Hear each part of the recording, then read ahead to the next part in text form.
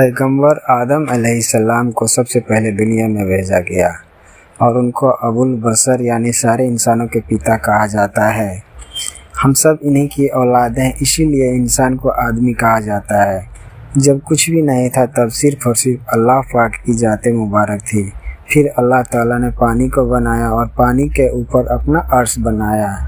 پھر اس نے قلم کو بنایا۔ پھر اللہ نے لوح محفوظ بنایا جہاں ہر چیز قلم سے لکھی ہوئی ہے۔ اس کے بعد اللہ نے زمین اور آسمان کو بنایا۔ اس کے بعد فرشتوں کو بنایا اور جن کو بنایا۔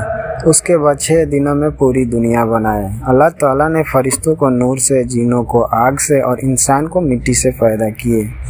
اللہ تعالیٰ نے جنوں کو آدم علیہ السلام 2000 سال پہلے دنیا میں بھیجا تھا، لیکن وہاں فساد کیا تو اللہ تعالیٰ نے فرشتوں کو بھیجا جنہوں نے جنوں کو زمین سے دور کر دیا۔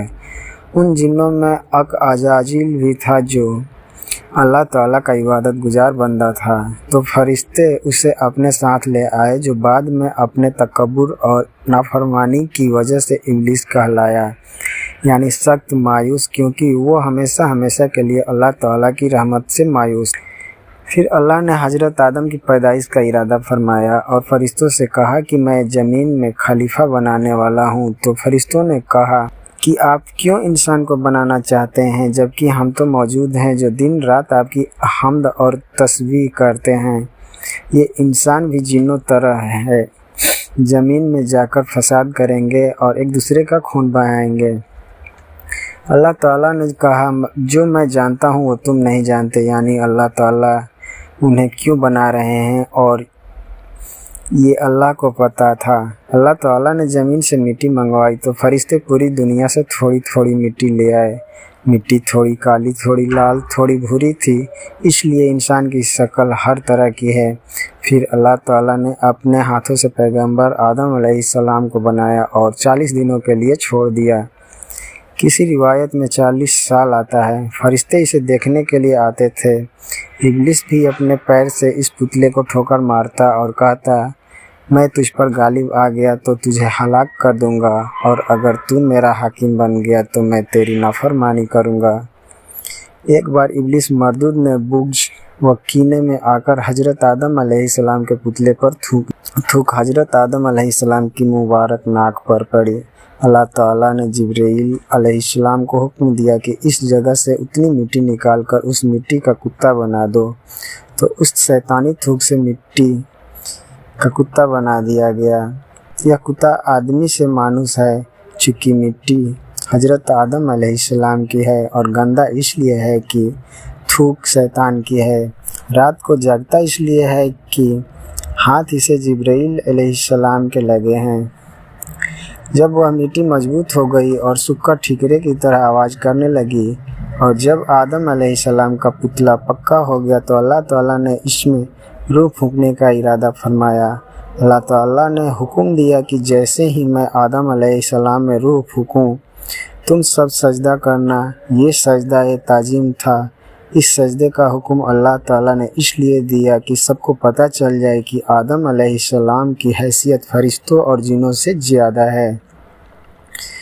جب روح پھونکی تو روح سر میں داخل ہوئی اور آدم علیہ السلام کو چھینک آئے تو فرشتوں نے کہا کہ آپ کہیے الحمدللہ، یعنی تمام تعریف اور شکر اللہ ہی کے لیے ہے۔ اس پر اللہ تعالیٰ نے فرمایا رحم کا ربک، تجھ پر تیرا رب رحم فرمائے۔ اب روح آنکھوں میں داخل ہوئی تو آدم علیہ السلام جنت کے پھل دیکھنے لگے۔ جب روح پیٹ میں گئی تو انہیں بھوک محسوس ہوئی۔ جب روح پیروں میں گئی تو انہیں چلنے کی کوشش کی۔ اس پر اللہ تعالیٰ نے قرآن میں فرمایا انسان جلد باز ہے۔ جیسے ہی اللہ تعالیٰ نے روح پھونکی تو سارے فرشتوں نے سجدہ کیا سوائے ابلیس کے۔ اس نے اللہ کی نافرمانی کی اور سجدہ نہیں کیا۔ ابلیس ایک نیک اور بزرگ جن تھا۔ اس نے کبھی اللہ تعالیٰ کی نافرمانی نہیں کی تھی۔ وہ بہت عبادت گزار تھا، اس لیے اس کا مرتبہ فرشتوں میں بلند تھا۔ اسی بات کا اسے بہت غرور ہو گیا تھا، اور اسی غرور میں اندھا ہو کر اس نے اللہ کے حکم کو بھی ماننے سے انکار کر دیا۔ اللہ تعالیٰ نے اس سے پوچھا، اے ابلیس، تجھے کس چیز نے سجدہ کرنے سے روکا؟ کہنے لگا، میں اس سے بہتر ہوں، تو نے آدم کو مٹی سے پیدا کیا اور مجھے آگ سے۔ اللہ تعالیٰ نے کہا، نکل جا یہاں سے، تجھے حق نہیں کہ جنت میں رکھ کر تکبر کرے۔ ابلیس کہنے لگا، اے اللہ، مجھے قیامت تک کی مہلت دے کہ میں زندہ رہوں۔ تو اللہ تعالیٰ نے اسے مہلت دے دی۔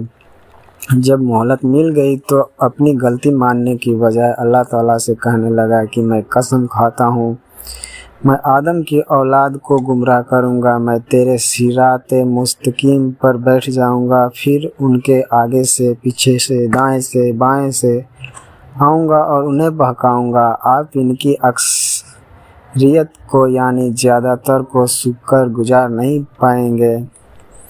میں انسانوں کے گناہوں کو ان کے لیے خوبصورت بنا دوں گا، سوائے تیرے مخلص بندوں کے، وہ میرے بہکاوے میں نہیں آئیں گے۔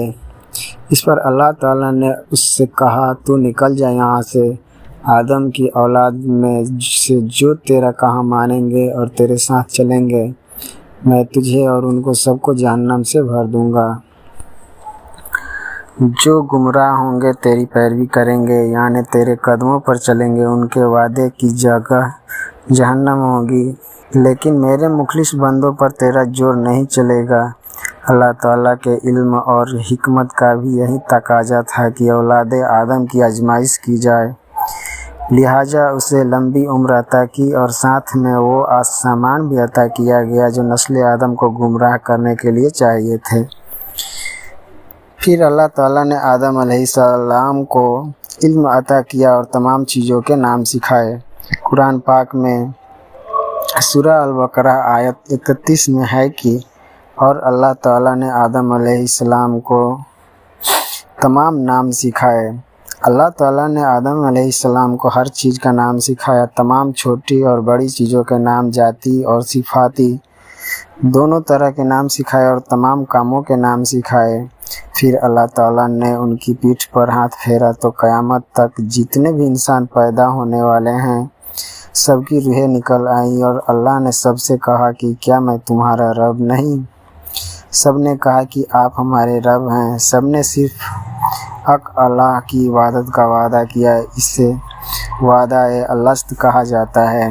ابھی عالم ارواح میں سب کی روحیں موجود ہیں جو قیامت تک پیدا ہونے والے ہیں۔